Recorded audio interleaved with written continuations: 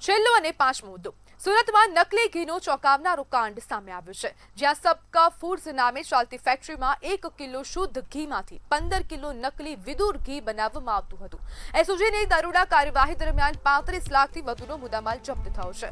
પરંતુ આ ઘટનાએ અનેક ગંભીર સવાલો ઉભા કર્યા છે. સૌથી મોટો પ્રશ્ન એ છે કે આટલી મોટી ભેળસેળની ફેક્ટરી લાંબા સમયથી ચાલતી હતી તો ફૂડ વિભાગ અને તંત્ર ક્યાં સૂતું હતું? શું નિયમિત ચેકિંગ માત્ર કાગળ પર જ થાય છે? કેમિકલ અને તેલના મિશ્રણથી તૈયાર થતું આ ઝેર બજારમાં ખુલ્લેઆમ વેચાતું રહ્યું ત્યારે કેટલા લોકોના સ્વાસ્થ્યની સાથે ખતરનાક ચેડા થયા હશે?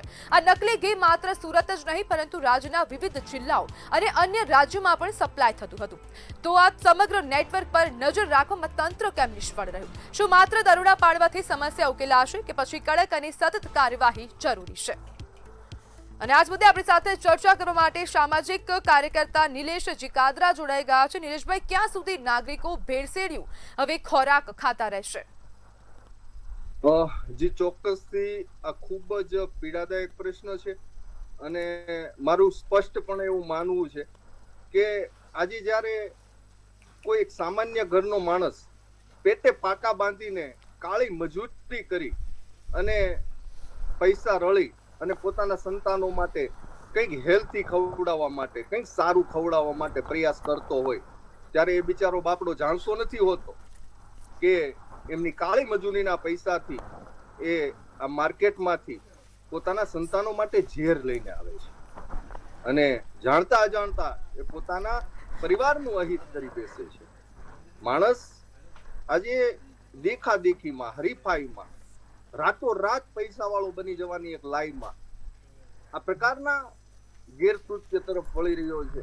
આ લોભ લાલચમાં એ ખરેખર સમાજને ખૂબ મોટું નુકસાન કરી રહ્યો છે. ત્યારે આ પ્રશ્ન ખૂબ પીડાદાયક બની રહ્યો છે અને જે પ્રકારે આપણે વાત કરી અને મીડિયાના માધ્યમથી મને જાણવા મળ્યું કે આજે જ એ સચિન જીઆઈડીસીમાં સબકા ફૂડ્સ નામની ફેક્ટરીમાં એસઓજી પોલીસ અને આરોગ્ય વિભાગ દ્વારા જે દરોડા પાડવામાં આવ્યા અને 2000 કિલો જેટલું નકલી ઘી અને 1700 કિલો જેટલું રો મટીરિયલ્સ આ દરોડામાં એમ કુલ મળીને 35 લાખ જેટલો મુદ્દામાલ કબજે કરવામાં આવ્યો.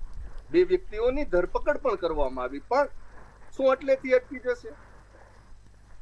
શું એટલેથી આ પ્રકારના ગેરકૃત્યોને આપણે રોકી શકીશું?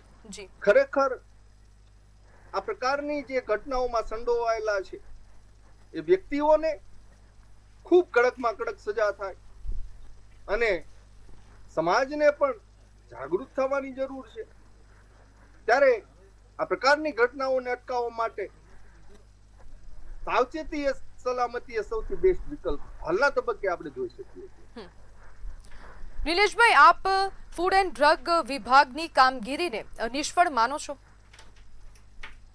જી ચોક્કસથી આ પ્રકારના ઘટનાઓ અવારનવાર મારી તમારી આપણે સૌ સમક્ષ મીડિયાના માધ્યમથી, સોશિયલ મીડિયાના માધ્યમથી આવતી હોય ત્યારે ડ્રગ્સ વિભાગ, ફૂડ એન્ડ ડ્રગ્સ વિભાગે ખરેખર વધારે જાગૃત થવાની જરૂર છે.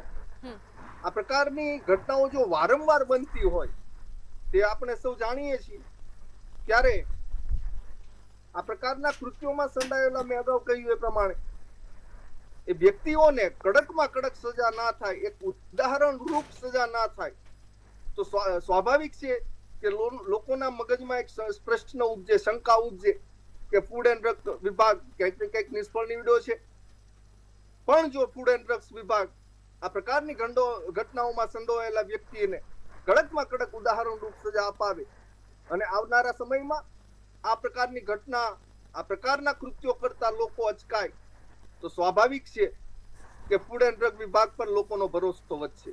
જી બિલકુલ નિલેશભાઈ, જોડાવા બદલ આપનો આભાર.